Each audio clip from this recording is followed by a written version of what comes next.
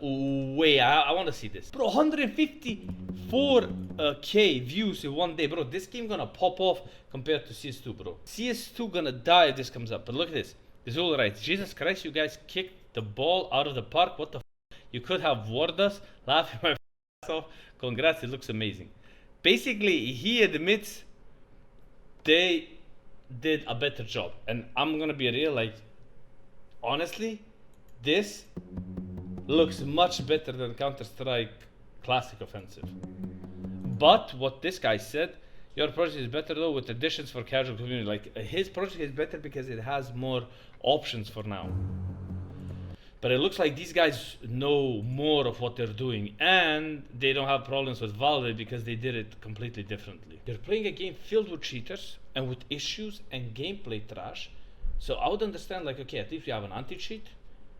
Gameplay they're working on, but we don't have an anti-cheat, we don't have good gameplay, we don't have casual game modes, we don't have, like, I don't know what we have, you know. I'm looking like, bro, what do we have that's like good, so you can say, like, okay, 2 years after CS2 release, this is the good part. Like, listen, look how crazy it is. CS 2022 major viewer numbers, let's see, like this, look at this. Today's video is sponsored by Rain GG. Rain is one of the fastest growing CS2 case opening sites. Besides fun case openings, they offer game modes like case battles, upgrader, and doubles. Rain gives players free daily, weekly, and monthly cases. If you sign up with my code LOBA, you get 3 free cases and 5 deposit bonus. The site supports instant deposit and withdrawals using skins or crypto. If you want to try Rain, click the first link in the pinned comment and use code LOBA to claim your rewards. Please remember, loot boxes sites can be addictive, so make sure you're over 18 and only spend money you can afford to lose. Good luck. Everybody's saying nowadays we have more players in CS, right? We have more matches in CS. We have skins more expensive in CS. We have everything better. The game is better in CS. CS2 is more fun to watch, right? This is what everybody's saying. Okay. 2021, peak viewers 2.7 million, 600K average, okay?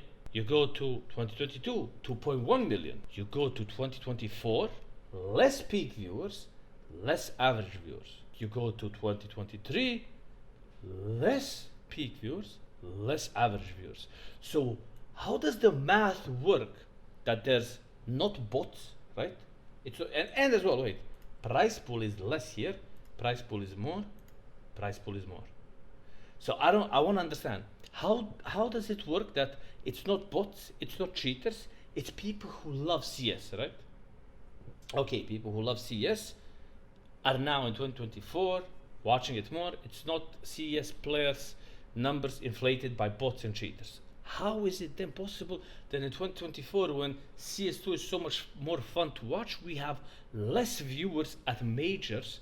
Like, please don't count Blast and ESL tournaments, because the tournaments they make, what happens is they embed streams on their sites and on Faceit, and then they're grabbing viewers like that, okay? They are grabbing fake viewers, just basically like a view bot. They're grabbing that. That's why you'll see people, when I play on Faceit, I have so much more viewers because I get on the front page the embed, and then I get more viewers which are fake. So you can check that out. That happens to a lot of streamers when they play Faceit. Their viewers just go to like 800, but you check and he actually has 100, 150. These are normal things because Faceit are like that, pushing people to see streams on their site. That's how they do it for PGL. That's how they do it for FPL. For FPL, when you check, they have like 45, 40K viewers, but it's not 45, 40K. There's not even 20 people there because you can see nothing's happening, you know, like nobody's logged in there. So I don't understand how is it that we are bigger in numbers so much. Like, if you check numbers of players in 2021, 2022, it's like super, like a lot lower. I'll say a lot lower than today, but somehow today we have less people interested in watching FaZe versus Navi, or watching Vitality versus GL, but FaZe versus Navi again, they're not interested in watching it. But they were back here, bro. FaZe versus Navi, look here. So the same teams, but 2-year difference with this amazing game of CS2, we somehow have less viewers. I don't understand. If somebody can explain this to me, I'll gladly understand and listen. Okay, let's say in 2020, you had, so people were sitting at home. Okay, 2021, I don't think. 2022, I don't think, you know. So what happens there? It's just reality. CSGO, people loved more, enjoyed more, had more fun with the game, so they wanted to follow the scene more. Now in CS2, when you play the game, it's just a run and gun. It's fully T-sided. Before, as a T player, you had to like have strats and ideas and bring something new. Teams don't even have time now to practice at home, prepare something new to bring to event, because they're traveling from place to place all the time. They basically spend a month just in traveling, and then another 8-9 months in playing, and they have like a month, 2 times a month off. I don't know, like something like that. Which is like they don't have even time to think about something new, because once one tournament finishes, they're going to a second tournament. And then we go to the major and we have less viewers because people are not interested in watching. Bro, I watched this 100 times now. They don't want to watch it anymore. So I really want to understand this. Crazy shit, bro. Okay, there's a lot to unpack here. I almost don't even know where to start. So let's start with Skins Monkey. Skins Monkey is an Yo, automated bro, why you do this to me? He doesn't know where to start. Then he starts with a sponsor. video. I covered Classic Offensive, a CSGO mod aiming to bring back the community aspects and aesthetics of 1.6. It had been The only thing I don't like about CS Legacy is the nades. I think if they would like use, I don't know if it's possible though, I'm not a developer, but if they use the CSGO nades, the way the nade is thrown, I think that would have been better. That's the only thing I'm like kind of yikes about. in development But for the sound, the looks, and everything seems better. nearly a decade by Zool and was set to launch the day after my video. But as you all probably know, that didn't happen. Valve reached out just hours before release, talk about perfect timing, right? Expressing concerns that the mod might not comply with their guidelines and the Steam subscriber agreement. This happened even though they weren't supposed to release on Steam. They then began auditing the build to check for violations, but it ultimately left the release uncertain. At best, and for being hopeful, it was just being delayed. But at worst, it wasn't clear if it would even launch. So with the timing and everything, it was crazy. But it gets even crazier, because a completely new project appeared out of nowhere today called CS Legacy. And unlike Classic Offensive, this isn't a mod. It's a full standalone remake of 1.6, built from scratch using Valve's 2013 Source Engine SDK with all new assets and code. And as you can see, they've just dropped their first trailer, which looks amazing, linked down below. This project comes from the same developers behind ProMod, a project from many years ago to basically bring 1.6's competitive mechanics into Source, CS Source to be clear. I remember trying it back in the days because I was one of those who couldn't make the transition. So in a way, CS Legacy is doing what ProMod tried to do with Source, but for CSGO. Now you might be wondering, what is the main difference between this and Classic Offensive then? Well, outside of Classic Offensive being a mod, it focused on recreating the look and feel of early CS, but CS Legacy is a full remake of 1.6 built from the ground up. So this would imply that it's somehow even more faithful to 1.6. Again, the trailer shows some impressive footage of Nuke and Pool Day, which has stunning visuals, and even though the in-game footage is still a work in progress, it looks great and feels like a 1.6 remake. Speaking of being faithful, Nuke seems to match the original layout very closely, with, for example, no passage here to secret, and then out of nowhere, they showed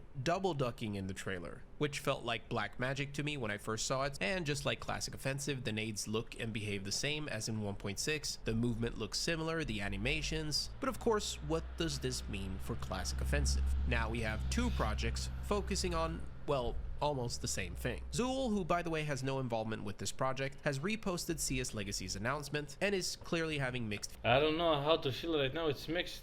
1000 and minus 1000. feelings, which is understandable, especially after what happened with Valve just days ago. But Zool also made it clear and asked everyone, And toxicity is starting to spread towards CS Legacy for no apparent reason since their announcement. We all love CS. Both projects existing also shows Valve how dedicated the community is to the original version of the game.